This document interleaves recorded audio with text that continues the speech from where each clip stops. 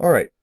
The quantum mechanical model of the atom is our current understanding of the way that the atom works, and many scientists worked to put together this theory in the early 1900s, 1920s, 30s, and 40s to get an idea of how the atom is behaving and how the electrons are arranged around the nucleus. These three scientists, Louis de Broglie, Werner Heisenberg, and Erwin Schrodinger, were three of the main ones that have got important contributions, but many scientists worked on this. And these three are ones that you'll often hear about in future classes, so I want to make sure I hit on them each a little bit.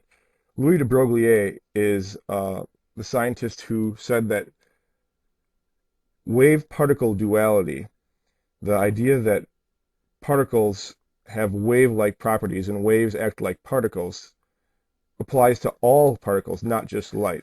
Up until this point, Einstein had worked with some others and said that the light was both a wave and a particle at the same time, that it exhibited wave-particle duality. But Louis de Broglie made the leap and said that actually all particles, like electrons, protons, and you and me, are also both particles and waves at the same time. We all exhibit wave-particle duality. The thing is that for you and me, we're very particle-like because we're very massive. But small particles, things that have very little mass, like electrons, have a much more wave-like properties than they do like particles. But we all exhibit these things at the same time.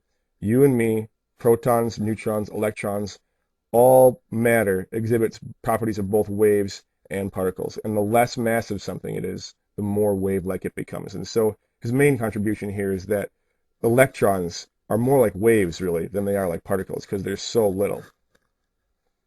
Werner Heisenberg was a scientist who developed what's called the Heisenberg uncertainty principle.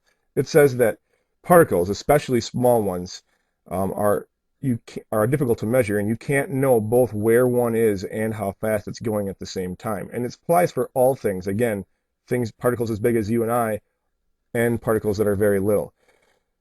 Think of yourself being in a room with a pool table, and you can't see the pool table. It's totally dark. Let's say I walk in there and I give you a cue ball and I tell you that somewhere on that pool table is the 8 ball, and I want you to use the cue ball as a probe to find it. Well, your goal is to find out how fast it's moving and where it is, and with the cue ball in your hand, you can say to me, Mr. P, the cue ball is in my hand right here, the 8 ball's on the table someplace. That means that the 8 ball has got a speed of 0.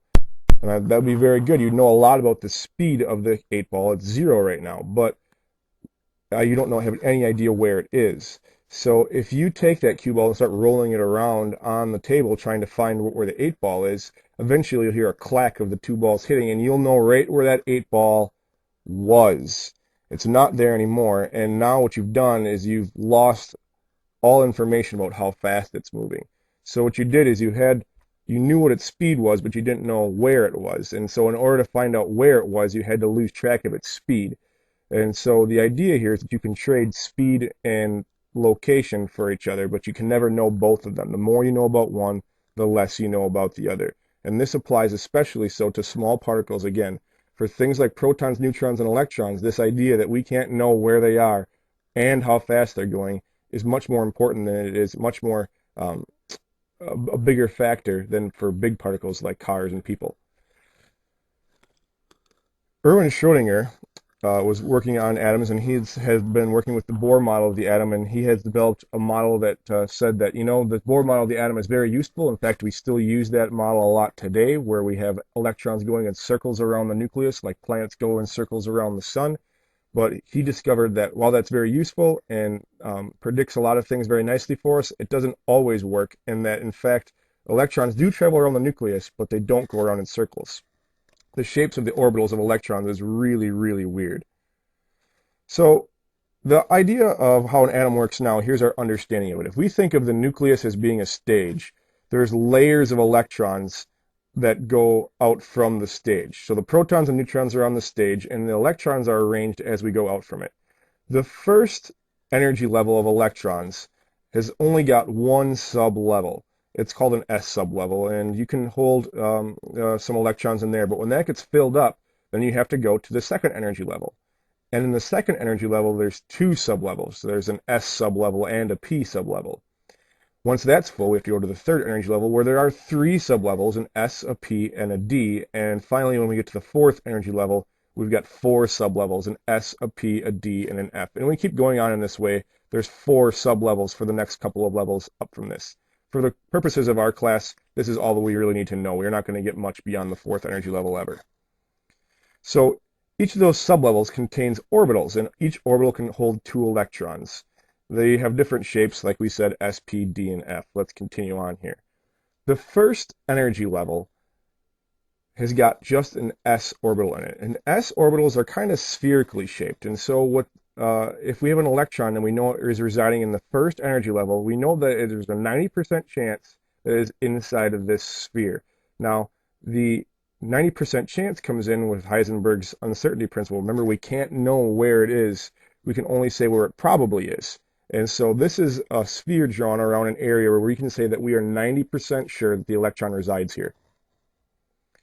If you fill up that one, you have to go to the second sublevel, and in the second level, we have got 2 sublevels. We have an S, which is a larger sphere, and a P, and the P's are broken up into 3 orbitals, and you can see them here. We have one that lies along the x-axis, one along the y, and one along the z. So as you start to stack these things together, this is what we're starting to build up. The first energy level has just got that S, the smaller sphere down in the middle. And then the second energy level has got 2 areas. It's got the bigger S, that big sphere, and then these weird lobe-looking P things, they look kind of like bow ties or dumbbells. And there's a PX, a PY, and a PZ. Now here's the deal. If we keep going on, we get to stranger and stranger shaped orbitals. In the third energy level, we start to have Ds, which look kind of like these things, and we even get Fs. If we click on this link on the bottom of this page here, which I don't think you're going to be able to do in the video, but if you go to that site, you can look at the strange shapes of all the higher level orbitals, and they get ridiculously shaped. And this is all predicted by Erwin Schrodinger's equation, and he explained to us that his work showed us what the true shapes of these orbitals was. Now, that's all nice in background information, but what I really want you to be able to do is to be able to fill out one of these energy level diagrams. This is an electron energy level diagram. And if we look at one for, say, cobalt, element number 27, this is what it would look like when it's filled in. Each of the little blue arrows is representing an electron. And cobalt's element number 27, which means it has 27 protons, and if it's a neutral atom, it would then have 27 electrons as well. And so we have 27 arrows on this diagram. The next couple of minutes here, I want to teach you how to fill one of these things in. If you look at this diagram carefully, you'll notice that you can see that there are different energy levels. The numbers by each set of lines indicate which energy level they belong to. You'll also notice that as the energy levels go up into the 3s, 4s, and 5s, that they kind of start to overlap a little bit, and things get a little messy. Inside of each energy level, we have the sublevels. So again, in the third energy level, there's 3 sublevels. You have an S, a P, and a D. And finally, in each sublevel, we have got orbitals. And the orbitals are kind of like chairs, those little blanks where the electrons can sit. Okay, and there can be 2 electrons in every orbital. So here's the deal. The orbitals are kind of like the double seats that you find at some theaters, where you can have 2 people share a seat. You know, if you're in high school and you have a boyfriend or girlfriend, you can't possibly get close enough to them when you're at a movie, so you have to actually share the same seat. That's kind of what this is like. The first rule we need to follow is what's called the off-bow principle. It says that we need to fill from the bottom up as we go through filling an energy diagram. So if we fill up the 1s with 2 electrons, then we go to the 2s. If they fill that one up, we go to the 2p's. The 2p's will hold 6, but then we have to go to the 3s's. And as we work our way up, we'd go to the 3p's, to the 4s's, then to the 3d's, because it's the next one up from the nucleus, to the 4p's, 5s, 4d, 5p, 6s, 4f, 5d, 6p, 7s, 5f, 6d, 7p, and so on if you continued on up. That's the off-bow principle. You always fill from the bottom up. If you went to a concert, you want to get as close to the stage as possible. The electrons want to be as close to the nucleus as possible. The next rule is called the Pauli exclusion principle, and I like to say the Pauli exclusion principle means that there's no gay electrons. If you're going to share a seat together, one electron has to have an up spin and the other one has to have a down spin. The idea of spin in electrons isn't really that the electrons are spinning. They have a character about them, and in order to share the same orbital, they have to have opposite characters. We call that character spin because we didn't have a better word to use for it.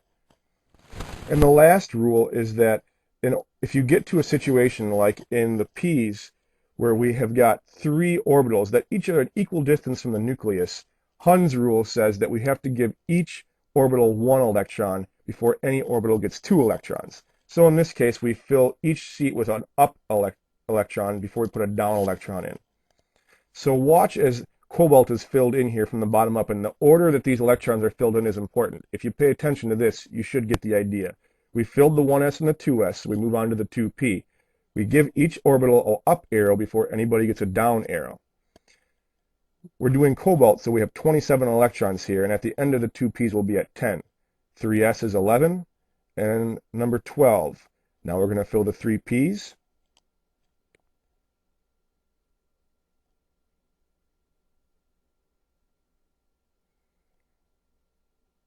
Then the 4s's. And now go on to the 3d's, giving each one 1 electron before any orbital gets 2. Number 24, number 25, 26, and the 27th electron ends right there. That's the electron energy diagram for cobalt. Now, if you had to do that for every single time that you wrote an electron description for an atom, it could get kind of old. So we have a way of shortening it. It's called an electron configuration. If we go back and look at cobalt again, we have 27 electrons here.